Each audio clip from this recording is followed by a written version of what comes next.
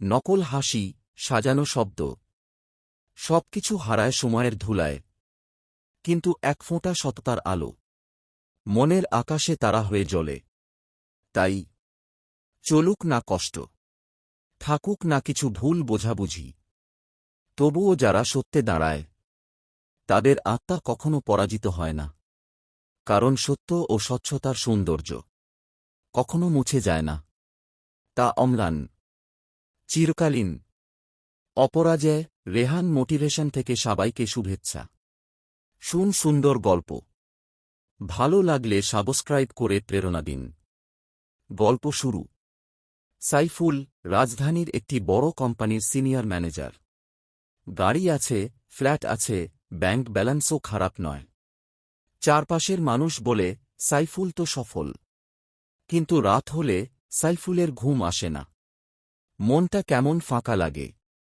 সেই কলেজ জীবনের হাসি, উদ্দীপনা, স্বপ্ন কোথায় যেন সব হারিয়ে গেছে। কাজের চাপ, দায়িত্বের বোঝা, পারফরমেন্স রেটিং, তার দিনগুলো একঘেয়ে আর ভারী। একদিন হঠাৎ সে ফেসবুকে খুঁজে পায় তার পুরনো বন্ধু ফারজানাকে। ফারজানা এখন শহরের বাইরে এক পাহাড় ঘেরা গ্রামে একটা ছোট স্কুল চালায়। ছেলেমেয়েদের পড়ায়, গাছ লাগায়, গান শেখায়। সাইফুল অবাক হয়ে ফারজানাকে মেসেজ করে, তুমি তো খুব মেধাবী ছিলে, বড় চাকরি নিতে পারতে। এখানে সময় নষ্ট করছো কেন? ফারজানার উত্তর ছিল সংক্ষিপ্ত কিন্তু গভীর। আমি সময় নষ্ট করছি না, সাইফুল। আমি যা ভালোবাসি তাই করছি। প্রতিদিন শিশুরা হাসে, শেখে, ওদের চোখে আমি আমার সফলতা দেখি। আর সন্ধ্যায় যখন সূর্য নামে তখন আমার মন একদম শান্ত হয়ে যায়। সাইফুল থেমে যায়। তার চোখে যেন একটা নতুন প্রশ্ন জেগে ওঠে। সত্যিকারের সফলতা কি শুধু উপার্জন, পদবি আর বিল্ডিংয়ের মাঝে সীমাবদ্ধ? পরের সপ্তাহে সাইফুল ছুটি নেয়।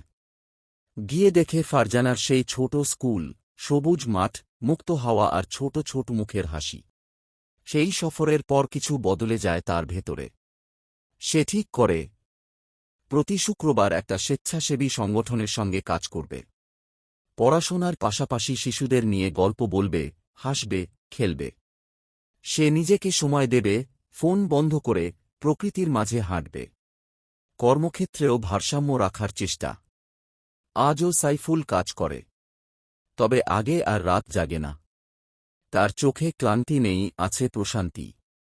তার সফলতা এখন শুধু একটা পোস্ট নয়, তার সফলতা এখন একটা শান্ত, অর্থপূর্ণ জীবন।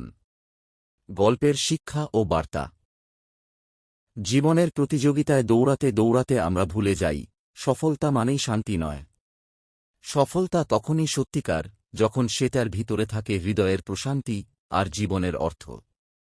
সাইফুলের মতো আমরাও যদি থেমে একটু ভাবি, তবে হয়তো আমরাও খুঁজে পাব আমাদের শান্তির পথ।